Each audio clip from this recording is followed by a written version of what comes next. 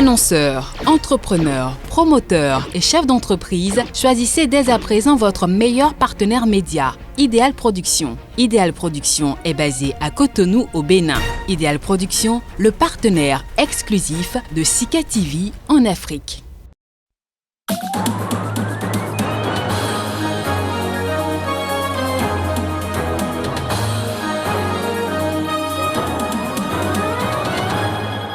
Idriss Déby Itno a été inhumé ce vendredi au Tchad. Plusieurs chefs d'État étaient aux côtés des Tchadiens pour les adieux.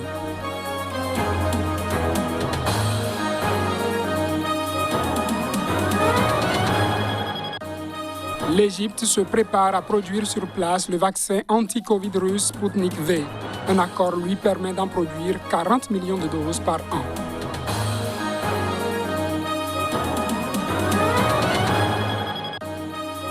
Le Japon, sous l'assaut du nouveau coronavirus, à quelques mois des Jeux Olympiques, Tokyo et d'autres départements sont en état d'urgence.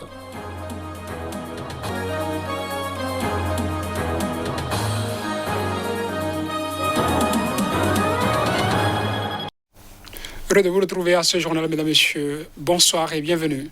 Le Tchad a enterré ce vendredi Idriss Déby Itno. Entre autres chefs d'État présents, le président français Emmanuel Macron, dès son arrivée, a rencontré le fils du défunt et chef de la junte militaire qui a pris sa succession. Reportage. Le Tchad a rendu ses derniers hommages ce vendredi à Idriss Déby Itno, qui a dirigé le pays d'une main de fer pendant 30 ans, en présence du chef de l'État français Emmanuel Macron. Une douzaine de chefs d'État sont réunis dans la capitale tchadienne, dont ceux des 4 autres pays du G5 Sahel, qui ont formé une force militaire anti-djihadiste épaulée par la France, Mali, Niger, Burkina Faso et Mauritanie. Sont présents aussi le président du Conseil souverain soudanais, le général Abdel Fattah al-Burhan, et le Congolais Félix Tshisekedi, président en exercice de l'Union africaine. Idriss Déby Itno est mort lundi selon N'Djamena à 68 ans des suites de blessures subies au front dans le nord du Tchad contre des rebelles. Juste avant la cérémonie, Emmanuel Macron et les 4 autres chefs d'État du G5 Sahel qui ont formé une force militaire soutenue par Paris pour combattre les djihadistes et dont le Tchad est le fer de lance, ont témoigné au jeune général Déby leur unité de vue et leur soutien commun au processus de transition civilo-militaire pour la stabilité de la région. La France ne laissera jamais personne ne remettre en cause et ne laissera jamais personne menacer, ni aujourd'hui, ni demain, la stabilité et l'intégrité du Tchad.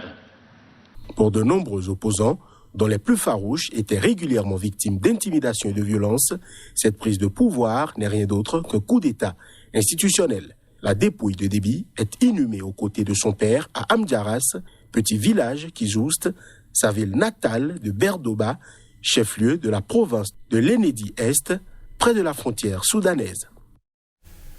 Plus de 9000 personnes ont fui au Niger après une série d'attaques mi-avril contre la ville nigériane de Damasak.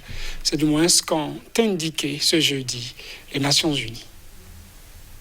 Suite à l'attaque de Damasak le 13 avril dernier par des groupes armés non étatiques, des flux importants de population en direction des villages de Gagamari et de Chetimari ont été enregistrés. Le bureau de la coordination des affaires humanitaires de l'ONU OCHA, qui a donné l'information, fait état de milliers de déplacés qui continuent d'arriver à bord de véhicules ou à pied ou d'eau d'animaux pour s'installer à Gagamari et Chetimari, deux localités de la région de Difa, dans le sud-est du Niger, proche de Damasak. L'agence onusienne a déjà dénombré plus de 9000 personnes dans ces deux localités, tandis que plusieurs véhicules chargés de bagages continuent d'arriver. Ces mouvements risquent de se poursuivre vu la récurrence des attaques contre Damasak, affirme OCHA. Des djihadistes du groupe État islamique en Afrique de l'Ouest, ISWAP, mènent des séries d'attaques depuis le 10 avril sur la ville de Damasak, dans le nord-est du Nigeria. Selon des sources locales, il s'agit des violences sans précédent pour le contrôle de menaces stratégiques. La 4e et dernière attaque sur cette ville au cœur du conflit, située aux confins du lac Tchad et où 85 000 personnes vivent essentiellement de l'aide humanitaire, a fait au moins 8 morts et 12 blessés, a annoncé mercredi dernier le Haut Commissariat aux réfugiés de l'ONU. De nouvelles violences ethniques ou interethniques dans la région éthiopienne de l'Amhara ont fait des dizaines de victimes et déplacés, des dizaines de milliers d'habitants, selon le médiateur en chef du pays. Les administrateurs des deux zones ont jusqu'à présent refusé de donner des bilans précis. Précision à travers cet élément. Les violences qui ont débuté la semaine dernière en Éthiopie se sont concentrées dans deux divisions administratives de la région Amhara, la zone Shoa Nord et celle d'Oromo, cette dernière étant majoritairement peuplée d'Oromo, le groupe ethnique le plus nombreux du pays. Cette dernière flambée de violence, marquée par le recours à des armes à feu, avive un peu plus les craintes sur le climat dans lequel sont censées se dérouler les élections nationales du 5 juin dans le deuxième pays le plus peuplé d'Afrique. Les administrateurs des deux zones ont jusqu'à présent refusé de donner des bilans précis, mais le médiateur en chef de l'Éthiopie a indiqué vendredi, après s'être rendu sur place, que 200 personnes pourraient avoir été tuées dans ces affrontements. Selon lui, plus de 250 000 personnes ont été déplacées par les violences dans la région de Shoa Nord et plus de 75 000 dans la zone spéciale d'Oromo. Les chiffres du médiateur en chef n'ont pas pu être confirmés de sources indépendantes. En mars, de précédentes violences dans cette même région avaient fait plus de 300 morts et 50 000 déplacés. Les causes de cette tragédie demeurent floues. Des responsables Amhara ont évoqué l'implication du groupe rebelle de l'armée de libération Oromo, mais ce dernier a démenti être présent dans cette région. Dimanche, l'armée éthiopienne a annoncé l'envoi de troupes pour tenter de restaurer la paix. Le médiateur en chef a rapporté que la situation était calme lors de sa visite jeudi et vendredi. Des informations faisant état d'Amhara pris pour cible dans ces violences ont déclenché ces derniers jours des manifestations de colère dans plusieurs villes de la région. Les forces de sécurité ont fait usage de gaz lacrymogène et de tirs de sommation pour disperser les manifestants à Bahir Dar, la capitale de la région. Le Conseil de paix et de sécurité de l'Union africaine a condamné l'extension du mandat du président somalien voté le 12 avril dernier par le Parlement. Ce vote est intervenu après des mois d'impasse politique et sécuritaire sur la tenue d'élections dans le pays. Le Conseil de paix et de sécurité, en charge des questions de paix et de sécurité au sein de l'Union africaine, a condamné l'extension du mandat du président Mohamed Abdullahi Mohamed, dit Farmajo, voté le 12 avril par le Parlement somalien. Cette loi prolonge de 2 ans le mandat expiré en février du président Farmajo et prévoit la tenue d'une élection au scrutin universel direct en 2023. Le Conseil de paix et de sécurité a aussi demandé au président de la Commission de l'Organisation continentale de nommer et de dépêcher un envoyé spécial en Somalie en vue de trouver un compromis mutuellement acceptable. Le Conseil a également exprimé sa vive inquiétude sur l'impact possible de la situation actuelle sur l'unité de l'armée somalienne et de l'appareil de sécurité. La Somalie était censée organiser fin 2020, début 2021 des élections au suffrage universel direct qui auraient été les premières depuis des législatives en 1969, juste avant le coup d'État de Siad Barre la même année. Mais l'organisation de ce scrutin a achoppé sur de multiples désaccords politiques et surtout pour des raisons sécuritaires. Afin de sortir de l'impasse, un accord avait été conclu le 17 septembre entre le président Farmajo et 5 leaders régionaux prévoyant des élections présidentielles et législatives au suffrage indirect. Des délégués spéciaux, choisis par de multiples chefs de clan, devaient élire les parlementaires qui votaient ensuite pour le président. Pour le Conseil de paix et de sécurité de l'UA, cet accord demeure la base de travail et le chemin le plus viable pour la tenue, en temps opportun, d'élections crédibles et transparentes en Somalie. Parlons Covid-19 à présent, notamment de vaccins. La firme pharmaceutique égyptienne Minapharm a annoncé jeudi un accord pour la production en Égypte de quelques 40 millions de doses par an du vaccin russe Sputnik V contre le nouveau coronavirus.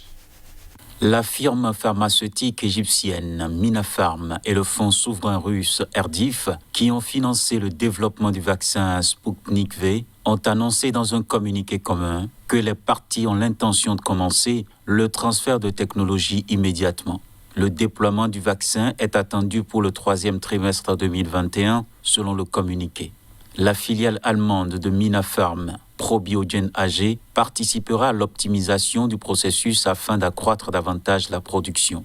La Russie cherche à diversifier les sources de production pour son vaccin en multipliant les accords avec des firmes étrangères. Fin mars, le RDIF avait ainsi annoncé que la firme pharmaceutique chinoise Shenzhen Yuanxin Genentech allait produire 600 millions de doses du Sputnik V.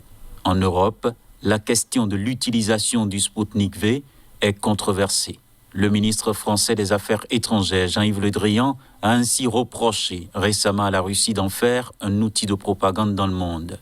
Parallèlement, les autorités sanitaires égyptiennes avaient annoncé un peu plus tôt ce mois-ci que l'Égypte allait produire prochainement quelques 80 millions de doses annuellement de vaccins du laboratoire chinois Sinovac. Un accord pour la production de Sinovac en Égypte via la compagnie de production de vaccins locale Vaxera a été approuvé cette semaine par les autorités. Au Japon, le gouvernement a déclaré ce vendredi un nouvel état d'urgence à Tokyo et dans 3 autres départements. Cette nouvelle mesure vise à faire face à une vive recrudescence locale du coronavirus. À 3 mois du début des Jeux olympiques prévus dans la capitale japonaise, le gouvernement a décidé de déclarer un état d'urgence dans les départements de Tokyo, Kyoto, Osaka et Hyogo. L'annonce a été faite par le Premier ministre qui évoque l'augmentation des variants dans les nouvelles infections.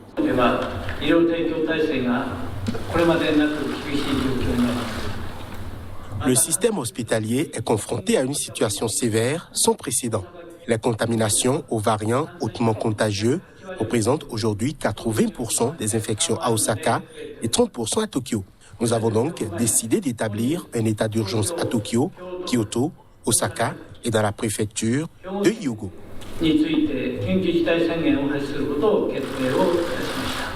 Malgré l'annonce d'un nouvel état d'urgence dans la capitale face à une nouvelle vague de coronavirus, la présidente de Tokyo 2020, Seiko Hashimoto, a assuré que le comité ne songe pas à annuler les Jeux olympiques. Elle a également assuré que les épreuves tests se dérouleront comme prévu. En tant que comité d'organisation, nous ne pensons pas à l'annulation. Nous pensons à la façon dont nous pouvons nous préparer de manière à donner la priorité à la sécurité et à faire en sorte que les gens pensent que l'événement peut être organisé en toute sécurité et qu'ils souhaitent qu'il le soit. C'est la chose la plus importante.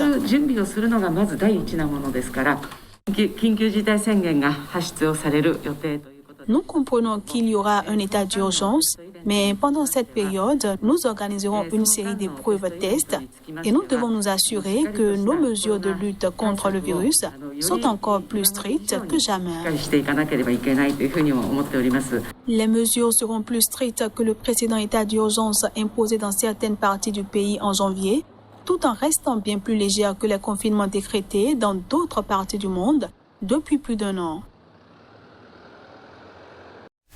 Et c'est la fin de ce journal. Merci de l'avoir suivi. Et nos programmes se poursuivent sur Sika TV.